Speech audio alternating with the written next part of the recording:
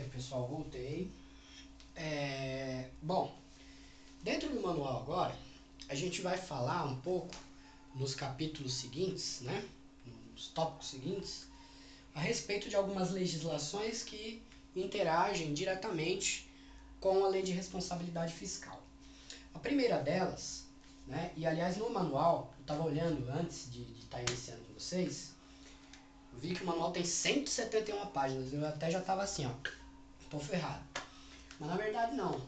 Do que a gente está discutindo aqui não dá nem metade disso, tá? As páginas subsequentes são as legislações, certo? Então todas as legislações, inclusive a Lei de Responsabilidade Fiscal, estão lá no final. Se você puder, ou precisar, ou querer ir lá olhar, é até interessante, tá? Bom, vamos falar agora dessa lei aqui, ó. A Lei 9717 de 98. E vamos ler aqui sobre ela. Esse dispositivo traz ainda outras limitações que deverão ser observadas com relação às despesas com o pessoal. De acordo com o artigo 2º da referida lei, a despesa líquida com pessoal inativo e pensionistas dos regimes próprios de previdência social dos servidores públicos e dos militares de cada um dos entes estatais não poderá exercer a 12% da sua receita corrente líquida. Então, gente, ó, inativos, os famosos aposentados e pensionistas, né? O limite de gastos com esse pessoal é 12% da receita corrente líquida, tá? Beleza. Segundo essa legislação especial aí que a gente está estudando. Em cada exercício financeiro, tá? Cada exercício, cada ano. Tá. E ele deve ser calculada de acordo, o cálculo é de acordo com a Lei Complementar número 82 de 95. Considerando que a referida Lei Complementar 82 foi substituída pela 96 de 99 e que por sua vez foi revogada pela Lei de Responsabilidade Fiscal em seu artigo 75, a receita corrente líquida deve ser calculada conforme a definição da Lei de Responsabilidade Fiscal. Quer dizer, isso aqui é coisa antiga. Eu não sei porque que esse cara que escreveu essa bagaça fica falando de coisa velha. É 12% de acordo com a Lei de Responsabilidade, tá, gente? Atrapalha aqui a discussão, pô. Além disso, de acordo com o parágrafo 2º do artigo 2º, entende-se como despesa líquida a diferença entre a despesa total com pessoal inativo e pensionistas dos regimes próprios de previdência social dos servidores e dos militares, cada um dos entes estatais. Cumpre ressaltar que esse procedimento está sendo observado na definição das despesas com pessoal da Lei de Responsabilidade Fiscal, bem como aqueles itens que deverão ser excluídos do cálculo, como, por exemplo, aquelas despesas com pessoal custeadas pelos seus próprios regimes de previdência. Quer dizer, é o seguinte,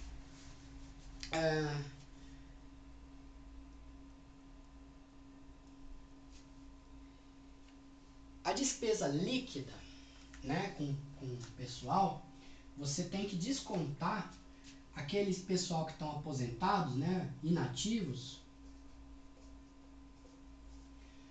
dos regimes próprios de previdência. Por quê? Porque tem algumas organizações, né, algumas câmaras, por exemplo, que ela tem o seu próprio instituto de previdência. Ou dos militares, ou dos funcionários públicos do município X e tal. Eles não ficam muito sob a égide da Previdência ali geral, entendeu? Por exemplo, funcionário da Câmara Municipal de Piraporinha do Bom Jesus, lá ele tem uma caixa previdenciária própria.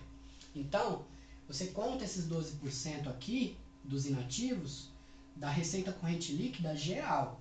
Mas se você tem aqui os inativos de regime próprio de previdência, você não vai incluir aqui, você desconta, porque eles estão se mantendo sozinhos. Inclusive o pessoal que trabalha nesse regime próprio de previdência. Aquela caixa de previdência, ela tem os funcionários dela. Então você não tem como incluir o funcionamento dela também dentro desses 12%. Só para ressaltar aí para vocês.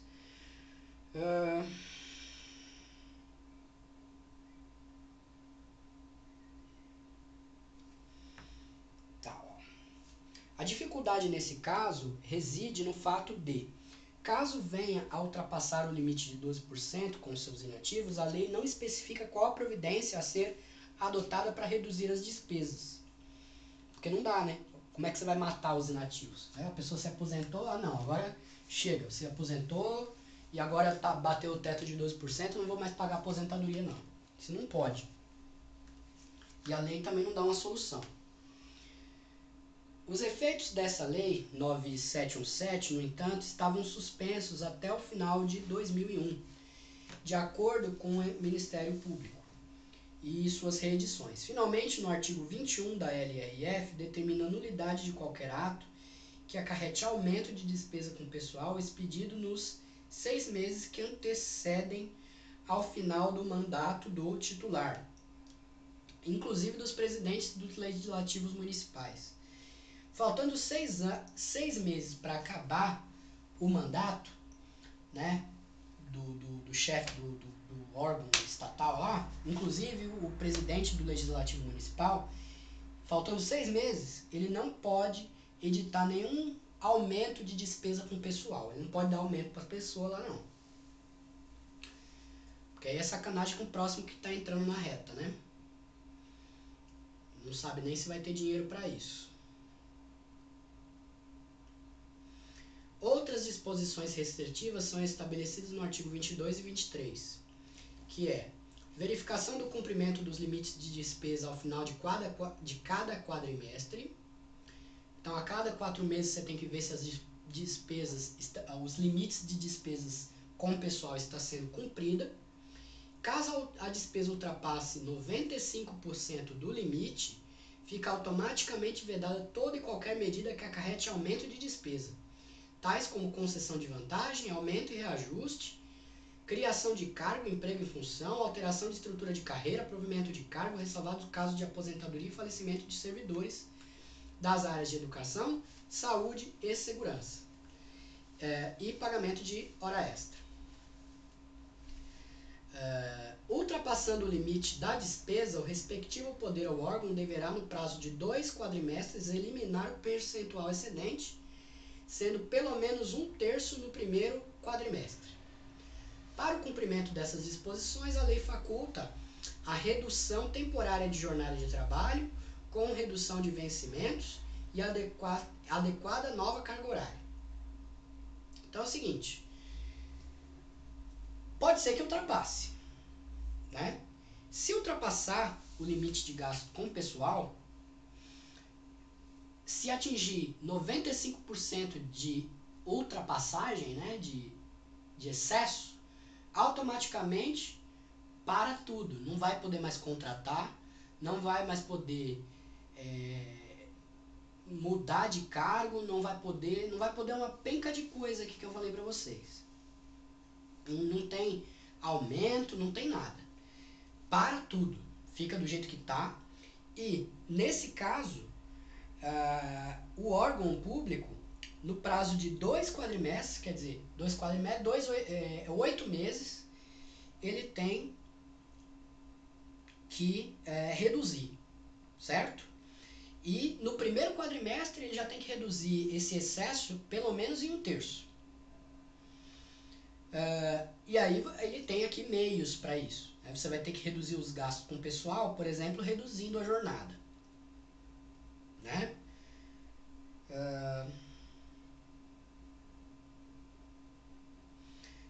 da lei que a gente está discutindo disciplinar, dentre outros aspectos, a manutenção, estudo de viabilidade, forma de administração, utilização e aplicação dos recursos, e o mesmo a extinção dos sistemas previdenciários.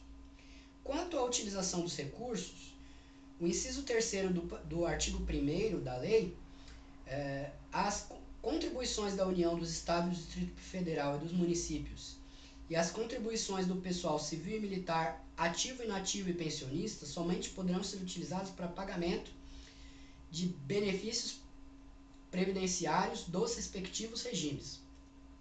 Então, se esse pessoalzinho aqui está arrecadando dinheiro para o regime próprio de previdência deles, o governo ele não pode utilizar esses recursos em outros locais. Né? É óbvio, né? Nada mais justo. Além disso, o artigo 6º da mesma lei faculta a União, Estados, Municípios, Distrito Federal e municípios a constituição mediante lei, em sentido formal, de fundos integrados de bens, direitos e ativos com finalidade previdenciária. Os fundos previdenciários, né? Beleza. Aí tem mais umas opções aqui, como deve ser feito e tal. Bom, despesas com seguridade social. Embora esse assunto tenha merecido apenas um breve artigo, nem por isso a LRF é menos severa em relação aos gastos com seguridade social. Dos recursos que custearão qualquer aumento de despesa, assim como comprovação que não serão afetadas as metas e resultados fiscais previstas na LDO a partir de mecanismos de compensação. Então, despesa com seguridade social dentro do município, dentro do órgão público, perdão, eu estou com o município na cabeça, é o cansaço já estou com a língua dormente.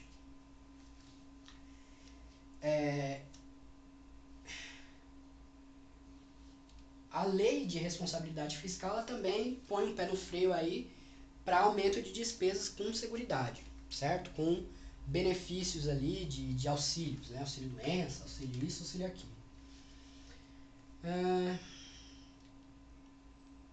Tem que ter uma fonte de custeio total para que possa ser feita qualquer modificação nesse tipo de benefício aí da seguridade social. Bom, gente, deixa eu ver quantos minutos eu tenho aí rodados já. 13, beleza. Vamos falar agora sobre transferências voluntárias.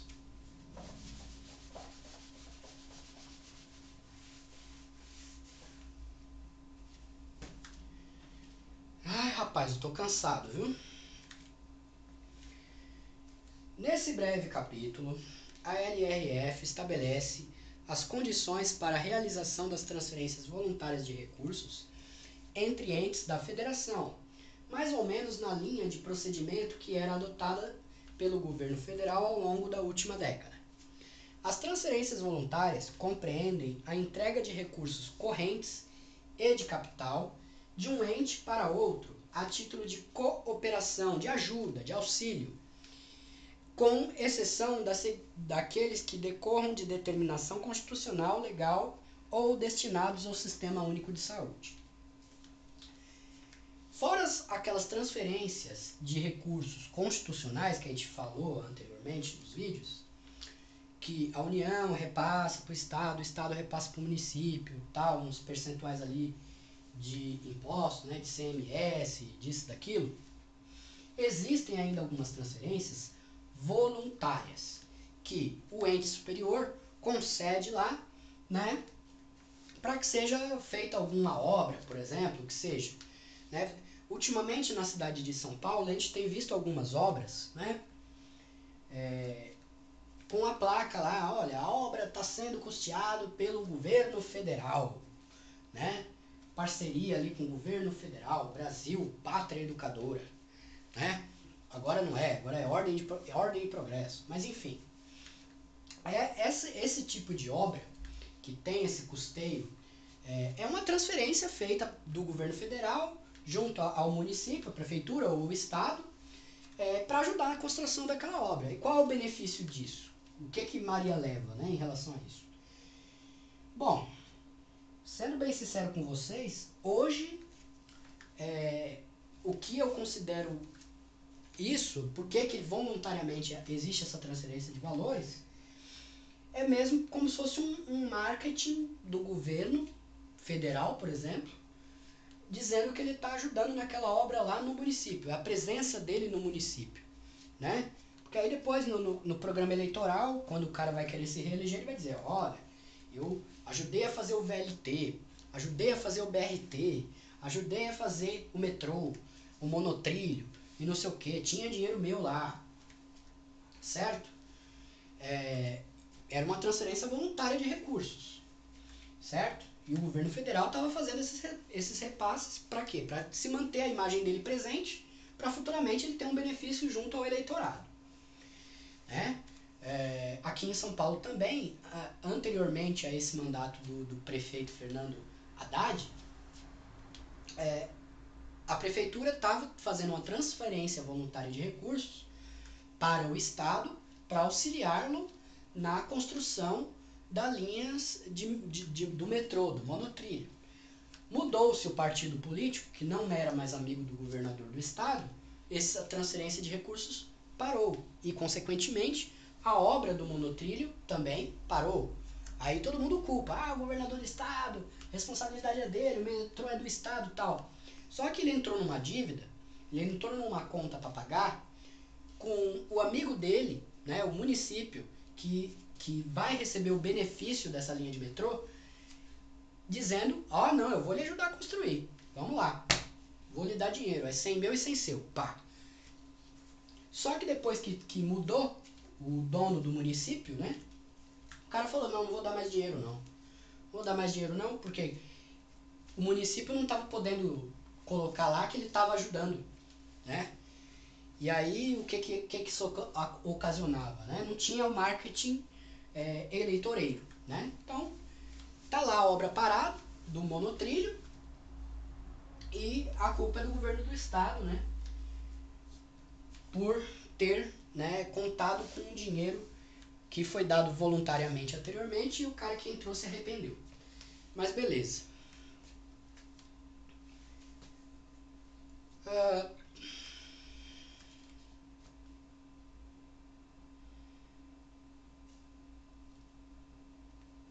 Dentre as exigências legais para a realização das transferências voluntárias de recursos, destacamos o cumprimento das disposições da Lei de Diretrizes Orçamentárias, a exigência de dotação específica na lei orçamentária, não serem destinadas a pagamento de pessoal ativo, inativo e pensionista do Estado, Distrito Federal e município. Quer dizer, o cara não pode fazer uma transferência voluntária de recursos para o cara pagar funcionalismo. Na verdade é para fazer obras, né, como eu falei para vocês. O beneficiário deve comprovar previamente ao recebimento dos recursos que se acha transferidor inexistirem pendências quanto à prestação de contas de recursos já recebidos, que obedece aos limites constitucionais para gastos com educação e saúde. Quer dizer, o cara tem que comprovar que já gastou o valor constitucional com saúde e educação, que são necessidades básicas, para aí sim ele transferir os recursos, né? Porque senão vai acabar, ele transfere recursos e aí falta dinheiro para as coisas básicas, né? Natural. Existem